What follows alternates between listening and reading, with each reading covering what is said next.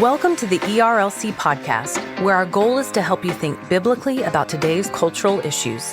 I'm Lindsay Nicolay, and on today's episode, we're going to talk about parenting matters related to gender and sexuality in schools.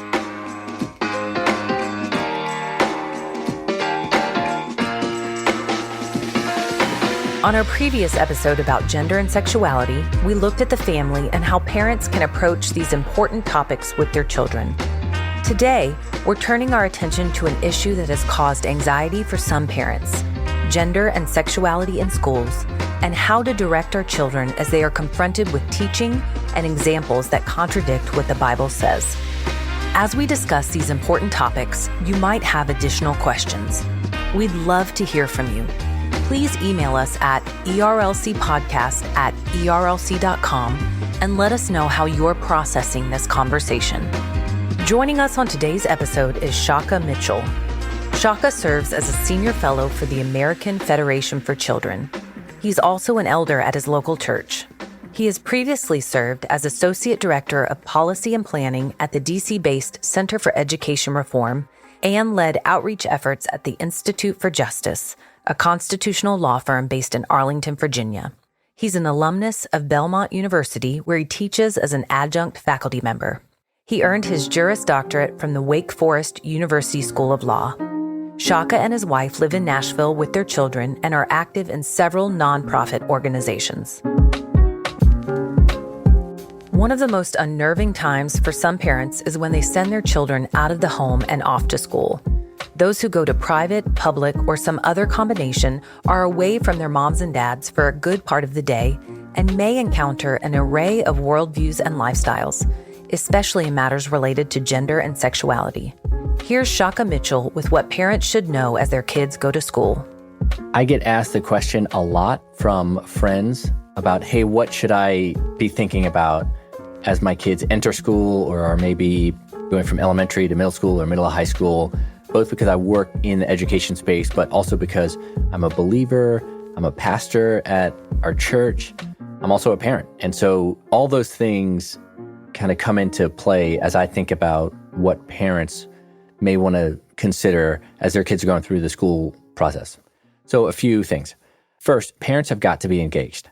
You cannot stick your head in the sand and think that these problems are going to go away if you never talk about them.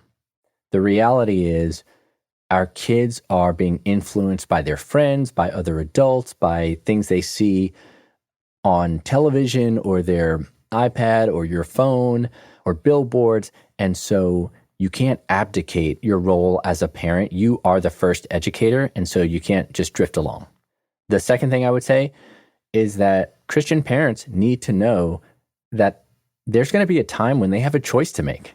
That's just the reality of the cultural climate that we're in. There's probably going to come a point when you hear something that comes home from school with your student, your child, and you say, "Oh, am I comfortable with this? Or is this going to be the thing that causes me to maybe look at another school or reevaluate the friend group that my child is a part of?" And these, by the way, are tips regardless of what type of school your child may be in. They might be in a public school, they might be in a faith-based school, they might be homeschool in a co-op. I'd also say that parents need to recognize that schools are not churches. What I mean by that is that the vast majority of kids in the United States attend public school, which means that kids who are sitting next to one another in a classroom are sitting next to one another not because their parents are in covenant with each other, not because their parents signed on to the same statement of faith. They sit next to one another because they had approximately the same zip code. That's it. And so you got to appreciate that we're sending kids most of the time, for most people in the United States of America, to a setting that is not a church. So you can't have those expectations. You just have to go in eyes wide open. And the last thing that I would say is that schools can be an opportunity to share your values with other families. So you can view it that way, just like you would the workplace, that you are going to have the opportunity to meet families that you can influence, that you can share the gospel with, that you can invite into your home for dinner. Appreciate that you're also subject to that same kind of opposite force proselytizing.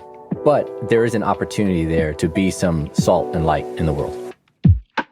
Even as there are opportunities for our families to be witnesses in school settings, kids are being exposed to questions related to gender and sexuality at such early ages, before they are even capable of comprehending such things. How would you encourage the parent who might be fearful or hesitant about having these discussions with their children, especially those who are younger, but also challenge moms and dads to be the primary teachers as their kids learn about gender and sexuality? I think Christian parents need to appreciate that every generation is dealing with its own manifestations of being in a broken, fallen world. Where we are in 2023 is that tends to come out in issues surrounding gender, sexuality. But if you went back 40 years, it would be something else. There's always conflict. So I think we can't avoid these things. Just this morning, I was bringing one of my daughters to school. She attends a faith-based school in Nashville. And we were having a conversation, and I just asked her if she felt like some of her classmates are dealing with issues of their own gender and sexuality. And she said, oh, yeah. And that was, on the one hand, surprising to me, right? Because you think, oh, well, I thought we had found a school that was going to be this idyllic setting. And so you kind of have to meet our kids where they're at, and they are hearing these things. So I think, again, we can't stick our heads in the sand. We've got to talk about the issues that they are going to encounter, and then also follow that up by saying, hey, but here's what we believe about people being made in the image of God. Here's also what we believe about the gospel and what it means for our lives and what it means for a broken world. Parents don't need to feel intimidated because they aren't experts on these issues, but Christians can do a few things, and they're accessible to any Christian parent.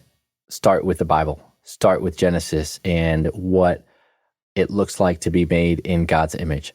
Explain to your kids that all of their friends deserve to be treated with dignity, regardless of what they're struggling with. And parents are equipped to teach that. I think the other thing is pray for wisdom. Pray for wisdom to know, in particular, when a change is needed for your child, because that's something that we've got to do. And I do think we have to reevaluate that on a more frequent basis than maybe our parents did with us. When you just said, oh, here's a school that my kids are going to go to, and you just kind of check the box and then ride it out until they're 18 and it's a wrap. I think today's parents need to be prepared to reassess more frequently. Does this school setting work for my child this year? For this child, this year. One of the things that seems to be an inevitable reality that parents will encounter is that their children will know peers or have friends who struggle with issues of gender and sexuality. As we've learned in previous episodes, this is particularly true of girls at younger ages.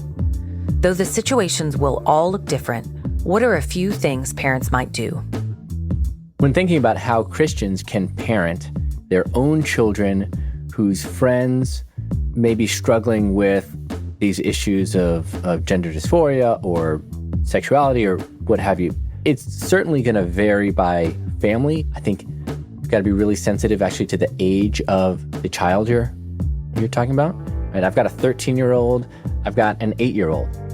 How I speak with them is really different. You can talk about the image of God to both of them, but in different ways and with different amounts of specificity. And so the first thing really is to pray for wisdom in this.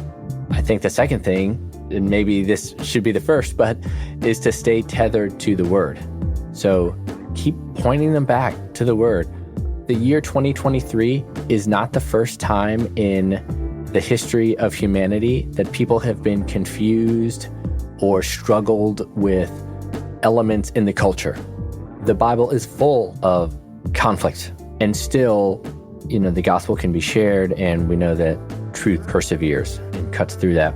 I think it's important for parents to acknowledge that sin exists, that brokenness is real, but I do think the time's probably going to come where parents have to draw some hard lines about hey, it might be okay, for instance, it might be okay for your friends to have sleepovers, at new friends' houses every weekend. But for us and our family, we make a different decision. Someone we don't want to miss in this conversation is the Christian educator. These men and women are on the front lines of much of what's happening in our culture regarding gender. Here's Shaka with advice for the Christian teacher who wants to respond in a God-honoring way to the child in their classroom who may be wrestling with their gender identity. Yeah, this is a really important question, and I think a lot of Christian teachers and teachers in general are longing for some guidance on what they're allowed to say and address in a classroom. The reality is most teachers are not trying to be social activists.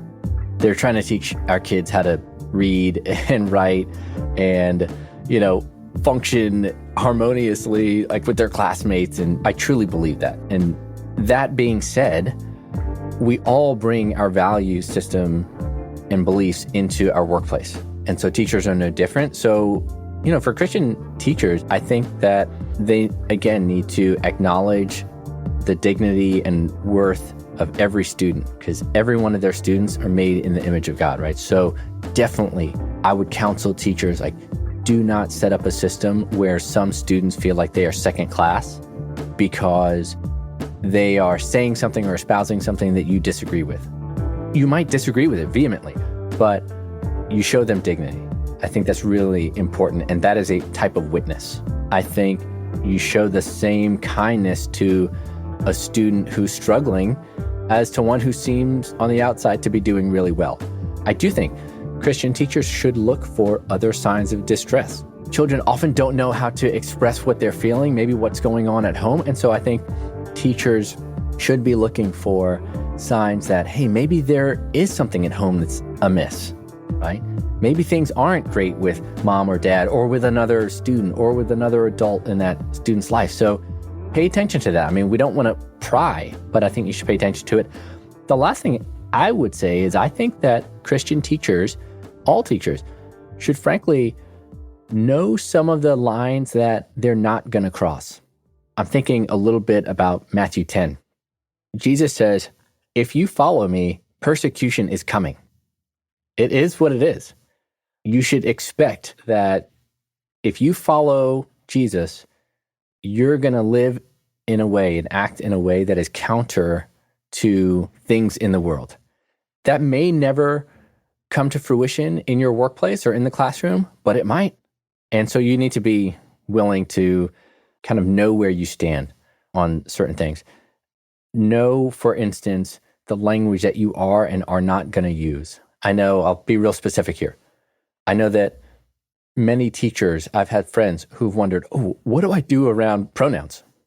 This is a really confusing space, right? This is something that we didn't have to deal with even 10 years ago. Generally speaking, pronouns are just, there are other words, but if what you're asking me to say is something that runs counter to what I believe about human nature, now it's a much bigger issue.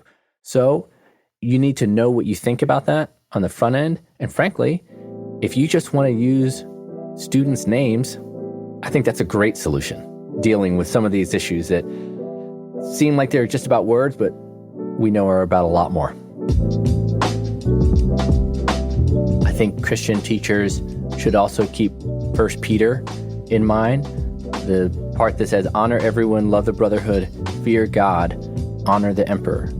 That's a really dense and loaded passage, but that honor the emperor part often means, hey, when you're in the workplace, you got to do some things that your manager says you got to do. Now, if those things run counter to fear God, then the decision should be clear and you've got to fear God. But there may be some times when you can't reconcile those two easily and in a way that is pain-free. I think for many Christian teachers, where the rubber is going to meet the road will be in curriculum issues.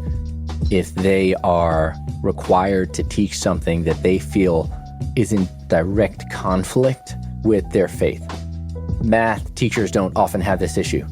But if you are, say, teaching something in a physical sciences class that runs counter to what you believe the Bible teaches and a core tenet of Christianity, well, then you've got to side with Christianity. School districts are not churches. And so we should have no expectation that a public school district is going to adhere to your local church's statement of faith. And so when those two things are in conflict, your ultimate allegiance is with the kingdom, is not with the school district. And so I would say that to teachers and to parents. As we wrestle with these issues and desire to seek the kingdom first and walk wisely in the world, we are not immune from struggles with gender and sexuality. We know the truth about our fallenness and sin and the forgiveness and redemption we find in Christ, but these topics often bring a certain amount of shame. So what can we remember that will give us the courage to bring hope to others out of the comfort we've received in the midst of our own brokenness? No subject is taboo for the Bible. I think that's important to know. The other thing I would say is thinking about, like 1 John, thinking about kind of walking in the light and being in fellowship with one another. And so let's talk to folks that we are in fellowship and in covenant with about these struggles. And let's acknowledge that there are going to be Christian parents whose children are struggling with these issues. So let's not talk about, oh, it's always someone else's kids. It might be my kids. So we have to be willing to air these things and shine some light on them so that we can talk about them. Parents and the church have to address issues that are swirling around in secular culture, because we are still in this world, even if we're not of it. And if we're going to talk about what Jesus has done for sin, well, you got to talk about sin. It's not easy for parents to navigate the ever-changing cultural landscape when it comes to gender and sexuality. The reality is that our children will come face to face with it at some point in time.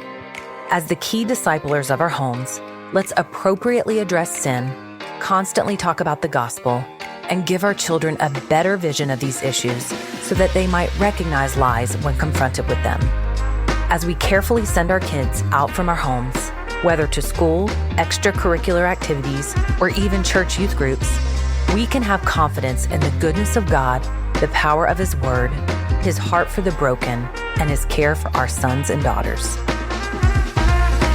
Join us next time for another episode of the ERLC podcast. The ERLC podcast is a production of the Ethics and Religious Liberty Commission. It's produced by Jill Wagner, Lindsay Nicolay, and Elizabeth Bristow. Technical production is provided by Owens Productions. It's edited and mixed by Mark Owens. Thanks for listening, and we're looking forward to being back together with you next time.